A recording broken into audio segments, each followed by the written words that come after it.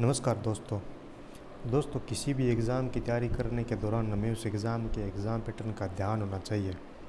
इसीलिए हम अपने इस वीडियो में आरटेट और रीट के जो एग्ज़ाम पेपर हुए हैं उन पेपरों के मनोविज्ञान के जो प्रीवियस ईयर प्रश्नों का अध्ययन करेंगे। इसके लिए अपने 2011 में जो आरटेट हुई है उसके लेवल फर्स्ट और लेवल सेकंड के प्रश्न पत्रों को जानेंगे। 2012 में आरटेट के लेवल फर्स्ट और लेवल सेकंड के जो मनोविज्ञान के प्रश्न उनका अध्ययन करेंगे। 2015 रीट और 2017 रीट के जो मनोविज्ञान के पेपर हुए हैं लेवल फर्स्ट और लेवल सेकंड उनके बारे में विस्तृत चर्चा करेंगे। इस प्रकार हम कुल लगभग 250 के आसपास प्रश्नों का अध्ययन करेंगे जो कि आरबीएससी बोर्ड में पिछले एग्ज़ाम में पूछे हैं, और उनके जो फाइनल आंसर वही जानेंगे जो विभाग के आंसर की में माने गए हैं। तो आइए अपने इस वीडियो को स्टार्ट करते हैं। दोस्तों, मनोविज्ञान का जैसे ये पहला प्रश्न है, ये जो पेपर है वो है लेवल फर्स्ट का जो आरटेट 2011 में हुआ था। तो इसमें पहला प्रश्न है कि खिलौनों की आयु कहा जाता है। तो इसका राइट उत्तर होगा वो होगा पूर्व बाल्यावस्था।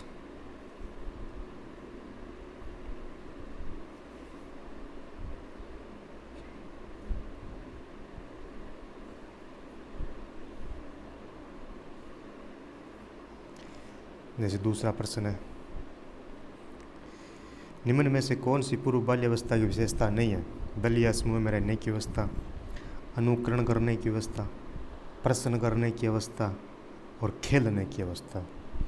तो जो पूर्व बाल्यावस्था की जो विशेषता नहीं है वो इसमें है खेलने की व्यवस्था। आगे है, उत्तर बाल्यावस्था में बालक भौतिक वस्तु के किस आवश्यक तत्वों में परिवर्तन को समझने लगते हैं? द्रव्यमान और संख्या को, द्रव्यमान, संख्या और क्षेत्र को। उत्तर बाल्यावस्था है, उत्तर बाल्यावस्था वह काल है जो किशोरावस्था के प्रारंभ होने के आसपास का ही समय है। तो इसमें जो बालक है वो जो कोई भी द्रव्यमान है किसी वस्तु का भार है वो कितनी संख्या में है, उसका क्या क्षेत्र है, उन सब को बारे में जानना लग जाता है। इसका राइट आंसर होगा आंसर नंबर डी। चौथा प्रश्न है, विकास का अर्थ है परिवर्तनों की उत्तरोत्तर श्रृंखला, अभिप्रेरणा के फलस्वरूप होने वाले परिवर्तनों की उत्तरोत्तर श्रृंखला, अभिप्रेरणा एवं अनुभव के फलस्वरूप होने वाले परिवर्तनों की उत्तरोत्तर श्रृंखला, परिपक्वता एवं अनुभव के फलस्वरूप होने वाले परिवर्तनों की श्रृंखला। तो विकास है the meaning of development is. तो विकास क्या है? इसका राइट आंसर हो जाएगा अभिप्रेरणा एवं अनुभव के फलस्वरूप होने वाले परिवर्तनों की उत्तरोत्तर श्रृंखला। सी है तो इसका बिल्कुल ठीक आंसर हो जाएगा। पांचवा प्रश्न है, विकास के संदर्भ में निम्न में से कौन सा कथन सही नहीं है? तो विकास की प्रत्येक अवस्था के अपने खतरे हैं। विकास उकसाने या बढ़ावा देने से नहीं होता है, और विकास सांस्कृतिक परिवर्तनों से प्रभावित होता है। विकास की प्रत्येक अवस्था की अपनी विशेषताएं होती है। तो इसका उत्तर राइट उत्तर होगा वो होगा उत्तर नंबर बी कि जो विकास उकसाने या बढ़ावा देने से नहीं होता है। छठा प्रश्न है, निम्न में से कौन सी विकासात्मक कार्य उत्तर बाल्यावस्था के उपयुक्त नहीं है? सामान्य खेलों के लिए आवश्यक शारीरिक कुशलताएं सीखना, पुरुषोचित या स्त्रियोचित सामाजिक भूमिकाओं को प्राप्त करना, व्यक्ति का आत्मनिर्भरता प्राप्त करना, अपने हम उम्र बालकों के साथ रहना सीखना। तो जो विकासात्मक कार्य उत्तर बाल्यावस्था में उपयुक्त नहीं है, तो उत्तर बाल्यावस्था में वो जो पुरुषोचित और स्त्रियोचित सामाजिक भूमिकाओं को प्राप्त करना ये है वो इसकी विशेषता नहीं होगी। सातवां प्रश्न है, सामान्य परिपक्वन से पहले प्रशिक्षित करना प्राय सामान्य कौशलों के निष्पादन के संदर्भ में बहुत लाभकारी होता है, कुल मिलाकर हानिकारक होता है, दीर्घकालिक दृष्टि से लाभकारी होता है। लाभकारी हो या हानिकारक यह इस बात पर निर्भर करता है कि प्रशिक्षण में किस प्रकार की विधि का प्रयोग किया गया है। तो आप दोस्तों देख सकते हो कि इस पेपरों का लेवल कितना शानदार है। किस प्रकार के प्रश्न जो पिछले 2011 में पूछे गए। तो इसका राइट उत्तर हो जाएगा उत्तर नंबर डी, कि जो लाभकारी हो या हानिकारक है इस बात पर निर्भर करता है कि प्रशिक्षण में किस प्रकार की विधि का प्रयोग किया गया है। प्रश्न नंबर 8, 5 वर्ष का राजू अपनी खिड़की के बाहर तूफान को देखता है, बिजली चमकती है और कड़कने की आवाज़ आती है। राजू शोर सुनकर उछलता है, बार बार यह घटना होती है। फिर कुछ देर शांति के पश्चात बिजली कड़कती है, राजू बिजली की गर्जना सुनकर उछलता है। राजू का उछलना सीखने किस सिद्धांत का उदाहरण है? शास्त्रीय अनुबंधन, क्रिया प्रस्तुत अनुबंधन, प्रयत्न में भूल का सिद्धांत, और इनमें से कोई नहीं। तो इसका जो राइट उत्तर होगा, उत्तर क्या होगा? शास्त्रीय अनुबंधन। और जैसे कि आपको पता है शास्त्रीय अनुबंधन के जनक कौन है? यान पी पावलोव। सकारात्मक दंड का निम्न में से कौन सा उदाहरण है? देखो, पॉजिटिव पनिशमेंट, मित्रों के द्वारा उपहास, मित्रों के साथ समय बर्बाद करना, मीन में एक निकालना बंद करना, और इनमें से सभी। तो सकारात्मक दंड का क्या होगा? मित्रों के द्वारा उपहास करना।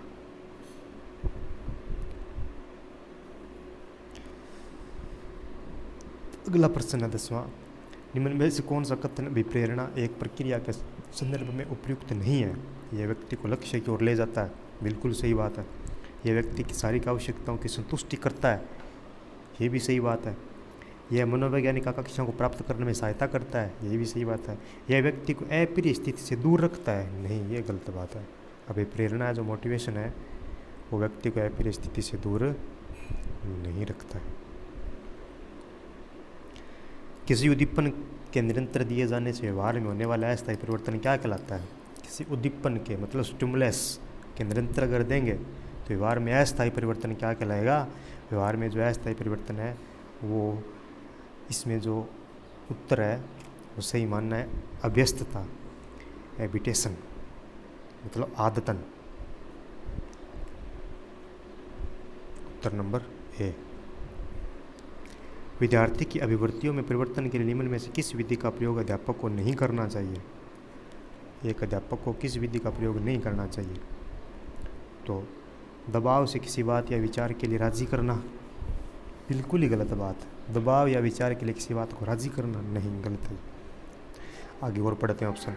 किसी विचार को दोहराना अथवा दृढ़तापूर्वक व्यवहार, किसी प्रशंसनीय व्यक्ति के द्वारा समर्थन या स्वीकृति संदेश के साथ साचार्य स्थापित करना। तो इसका जो राइट उत्तर हो जाएगा ऑप्शन नंबर ए। उपलब्धि अभिप्रेरक के संबंध में निम्न में से कौन सा कथन सही है? उपलब्धि अभिप्रेरणा, इसके जनक जो सिद्धांत है वो किसने दिया था? डेविड सी मैक्सिलन। तो उपलब्धि अभिप्रेरक जीवित रहने के लिए आवश्यक है, ठीक है बात है। यदि व्यक्तिगत क्षमता की संतुष्टि महत्वपूर्ण है तो उपलब्धि अभिप्रेरक को विकास प्रेरक कहा जा सकता है, ये भी ठीक है। यदि व्यक्तियों के मध्य प्रतियोगिता पर बल है तो उपलब्धि अभिप्रेरक को सामाजिक अभिप्रेरक कहा जा सकता है। इनमें से सभी। तो इसका राइट आंसर हो जाएगा इनमें से सभी। 6 से 10 वर्ष की अवस्था में बालक रुचि लेना प्रारंभ करता है। 14वां प्रश्न है, किस में? धर्म में, मानव शरीर में, विद्यालय में, यौन संबंधों में। तो धर्म में, मानव शरीर में, यौन संबंधों में एक किशोरावस्था की विशेषता है। तो 6 से 10 वर्ष के अंदर जो बालक है वो किस में रुचि लेगा? 6 से 10 वर्ष का जो बालक है विद्यालय में, क्योंकि ये बाल्यावस्था है। और इसका जो राइट आंसर हो जाएगा ऑप्शन नंबर डी। कौन सिद्धांत व्यक्त करता है कि मानव मस्तिष्क से एक बर्फ़ की वह बड़ी चट्टान के समान है जो कि अधिकांशतः छिपी रहती है एवं उसमें चेतना के 3 स्तर है? तो गुण सिद्धांत, प्रकार सिद्धांत, मनोविश्लेषण सिद्धांत और व्यवहार का सिद्धांत। तो ये बहुत ही सिंपल प्रश्न है। तो मानव मस्तिष्क से एक बर्फ़ के समान है, तो ये सिद्धांत है मनोविश्लेषण सिद्धांत, मनोविश्लेषणात्मक सिद्धांत। सिगमंड फ्रायड ने दिया था। बर्फ़ के गोले का इन्होंने एक उदाहरण दिया था, चेतन है, चेतन और चेतन के मन को लेकर। तो ऑप्शन नंबर इसका जो राइट आंसर है ऑप्शन नंबर सी।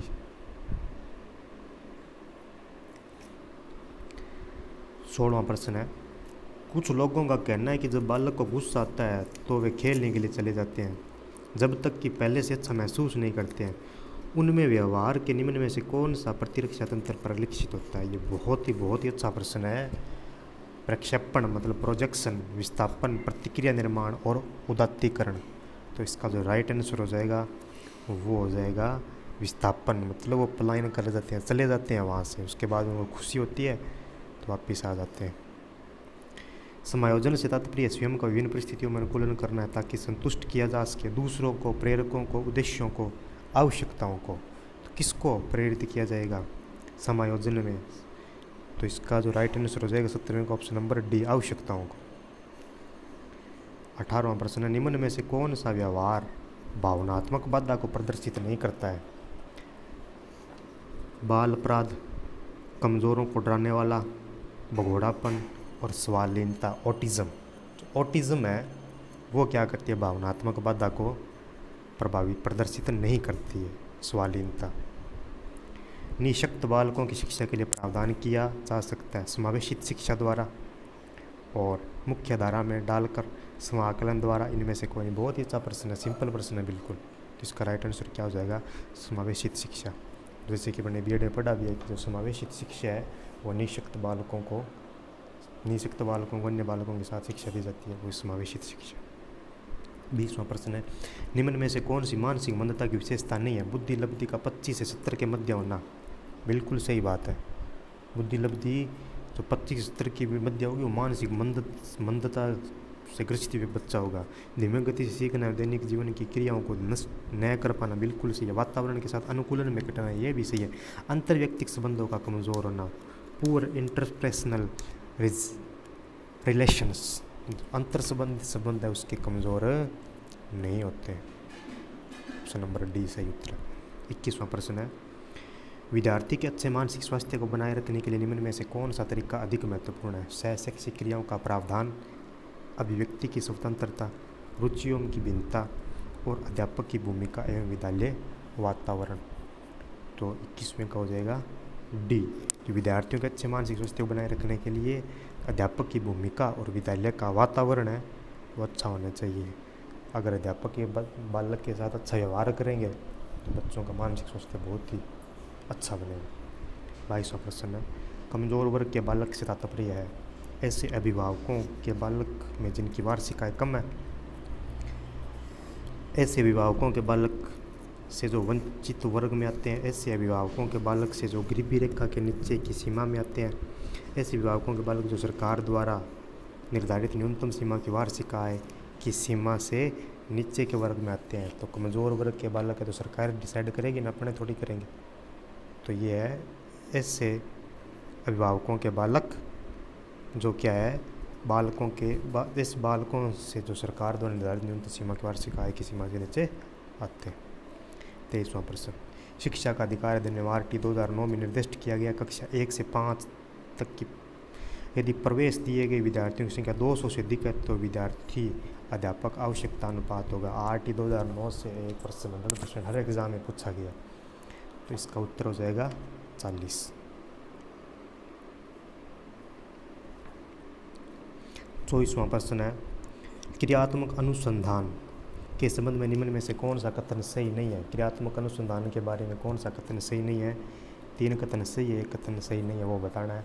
तो इस क्वेश्चन के बारे में अपने को देखो, क्रियात्मक अनुसंधान के बारे में इसकी 3 विशेषताएं पता चल जाएगी जो कि अपने को किताबों में भी नहीं मिलेगी शायद। तो देखिए 24वें प्रश्न में, यह अध्यापकों एवं शिक्षा व्यवसाय से जुड़े लोगों के द्वारा किया जाता है। बिल्कुल सही, यह अध्यापक और शिक्षा व्यवसाय से जुड़े लोगों के द्वारा किया जाता है।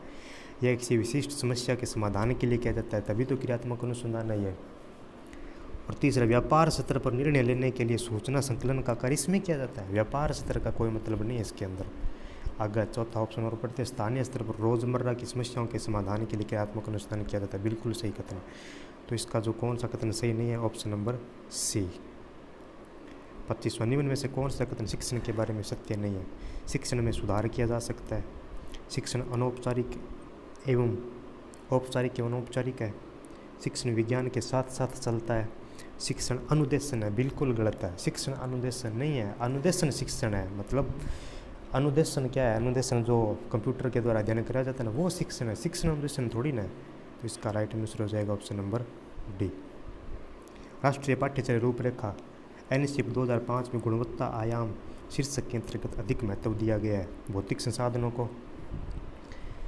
शिक्षित एवं प्रेरित अध्यापकों को बालकों के लिए ज्ञान के संदर्भ में संरचित अनुभवों को बालकों के लिए संरचित अनुभव पाठ्यक्रम सुधार को। तो इसका जो राइट आंसर हो जाएगा वो हो जाएगा ऑप्शन नंबर 4, बालकों के लिए संरचित अनुभव पाठ्यक्रम सुधार को। ये जो फाइनल मैं आपको आंसर बता रहा हूँ, विभाग की फाइनल आंसर की जो RBSC ने मानी है उसी के आंसर है। राष्ट्रीय पाठ्यचर्या रूपरेखा 2005 में निम्न में से किस परीक्षा संबंधी सुधारों को सुझाया गया है? कक्षा 10 की परीक्षा ऐच्छिक, विद्यालय शिक्षा के विभिन्न अवस्थाओं पर राज्य स्तर की परीक्षा संचालन, प्रतियोगी प्रवेश परीक्षाओं की ऐच्छिक और इनमें से सभी। तो इसका राइट आंसर क्या हो जाएगा? इसका राइट आंसर 27वें का राइट आंसर हो जाएगा नंबर 1, कक्षा 10 की परीक्षा ऐच्छिक, NC राष्ट्रीय पाठ्यचर्या रूपरेखा 2005 के अंदर बताया गया। दबाव को कम करने और परीक्षाओं में सफलता के लिए आवश्यक है। बहुत ही बढ़िया प्रश्न है। कम अवधि की परीक्षाओं में अंतरण, विद्यालय शिक्षा के विभिन्न चरणों में परीक्षाओं का आयोजन, वार्षिक एवं अर्धवार्षिक परीक्षाएं, विभिन्न प्रवेश परीक्षाओं के लिए विभिन्न एजेंसियों की स्थापना। तो इसमें सबसे जो पॉजिटिव आंसर है उसको पकड़ना है अपने को। तो क्या मिलेगा? ऑप्शन नंबर 1, कम अवधि की परीक्षाओं में अंतरण। अगर कम अवधि की जो परीक्षाओं में अपने समय भर लेंगे, शॉर्ट टाइम एग्जामिनेशन, तो क्या है, बच्चों के अंदर दबाव कम होगा। प्रश्न मूल्यांकन का क्या उद्देश्य है?